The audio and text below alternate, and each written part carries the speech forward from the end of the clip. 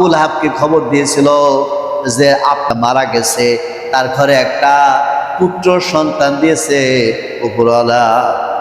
তিনি খুশি হয়ে প্রথমত এইটুকু শুনে এত খুশি হয়েছিলেন, খুশি হয়ে একটা বাদীকে তিনি আজাদ করে দিয়েছিলেন। বলেন কি করেছিল? একজন দাসীকে তিনি আজাদ করে দিয়েছিলেন। কিন্তু আল্লাহ নবী সাল্লাল্লাহু আলাইহি ওয়াসাল্লামের সিরাতকে না মানার কারণে, বোঝেন কথা, মিলাদে খুশি হয়েছে বটে কিন্তু সিরাত জীবনে না মানার কারণে আল্লাহ রাব্বুল আলামিন কোরআনে কারীমের মধ্যে কি বলছেন? তাব্বাত ইয়াদা আবি লাহাবি ওয়া তাব মা আগনা আনহু মালুহু ওয়া মা কাসাব। আল্লাহ তাআলা কোরআনে কারীমের মধ্যে এই ঘোষণা দিয়ে দিয়েছেন যে ধ্বংস হোক আবু লাহাবের দুই হাত, আর সে নিজেও, তার স্ত্রী, কথা এসেছে কোরআনের মধ্যে। তাই কিসের জন্য?